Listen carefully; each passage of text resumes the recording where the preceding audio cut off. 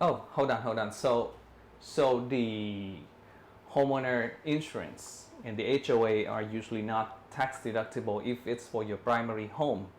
But if you rent out like a bedroom or have a home office, those become tax deductible.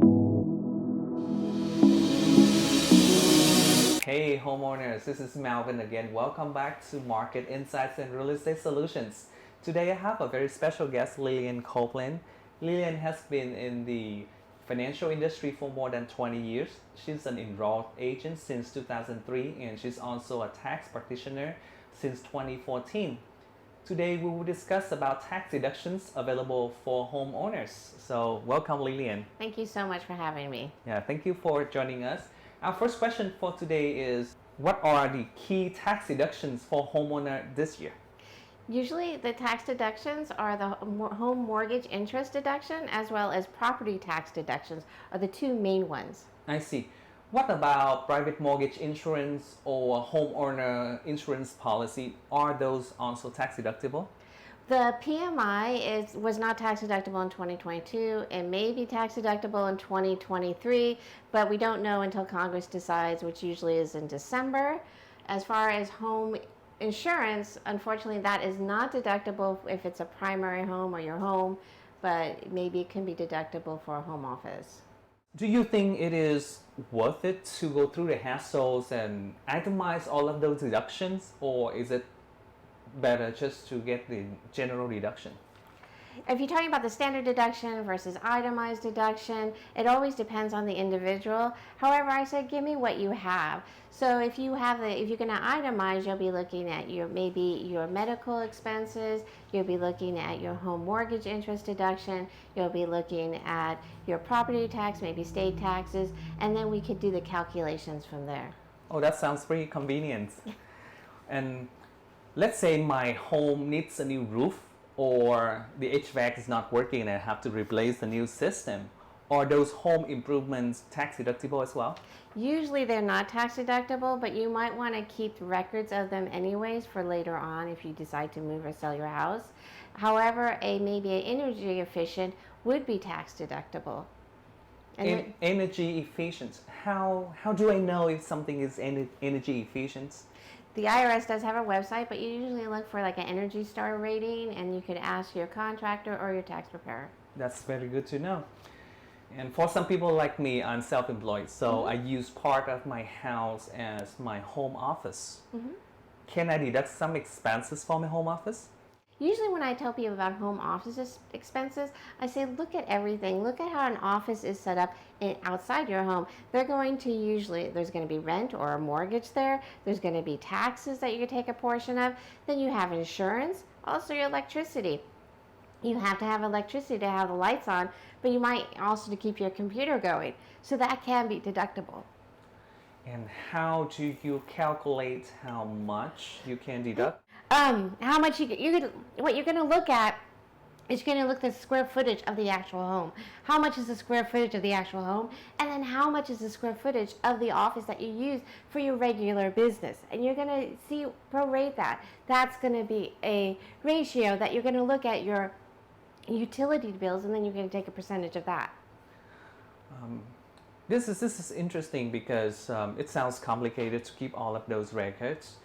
Is there an option for a standard deduction for home office, just like regular deduction? There's actually a simplified method. So the simplified method, if you decide not to keep all your receipts, not to go through all your receipts, your simplified method would actually just look at the square footage of your actual home or what you use for your business. And then it's usually $5 per square foot. Oh, that's easy. That's simple. I like $5 better. I don't have to do any record keeping or anything. Some of my clients just want the easy way. They don't want to spend that time, and I understand time is valuable. Time is money. And for people who own a rental property, or maybe they just rent out part of their house, like an ADU, an extra bedroom, do they have any tax deductions that are not available to regular homeowners? Yes, they can use maybe insurance, maybe an HOA. Again, so if you're looking for setting a room in your house for rental, then you're going to be looking at all the expenses just like a home office. And again, you're going to prorate it for the amount that you're going to actually use for the rent. Oh, hold on. So the homeowner insurance and the HOA are usually not tax deductible if it's for your primary home.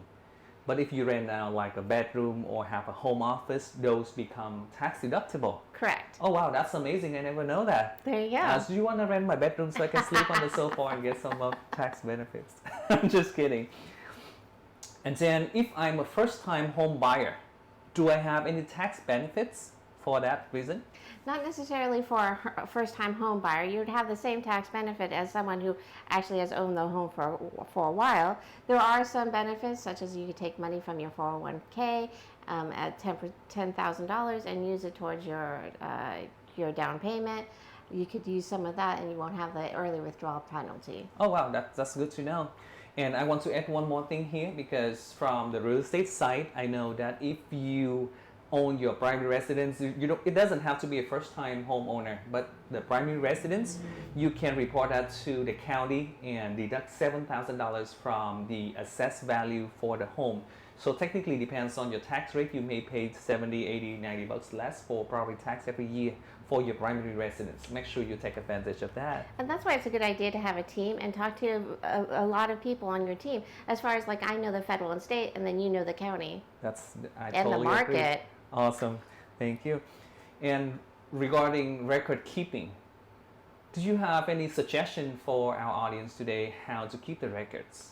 Well, keep the records on any investment or any improvement that you might make to your house or to your rental. And you could either keep them as paper or you could digitalize them. But keep them for about 5 years if you are a rental or if you have a home office. I see. And just for the sake of our audience today, I just summarized all of the tax deductions we discussed today and the kind of documents they may have. So we have mortgage insurance. I'm sorry, not insurance, interest. Mortgage interest every month. And by the end of the year, does mortgage company send you some documents with the total amount of mortgage interest you paid? Correct, they do. So what you're going to be looking at, you've probably seen those envelopes in your mailbox before that says important tax documents.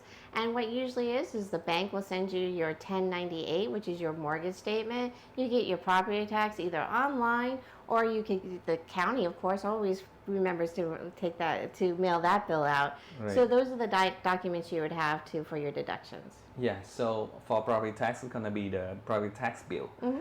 And then for the energy efficient home improvements, then it will be the receipt from the contractor, is that right? Yeah, you want to look for the receipt for the contractor. You might want to also have the actual receipt from the actual product that you buy. I would also suggest taking pictures. The picture of the products, like the appliances, equipments. Yeah, so if you have placed new windows, you might want to take pictures just to have it. And so that way you could have a full document record in case you get I see. Yeah, that makes sense. For example, if like 5 years from now somebody steal my window or the AC whatsoever, I mean it's no longer there, then at least I have the picture showing, hey, I get tax deduction for that time because I had it. Yeah. That's great.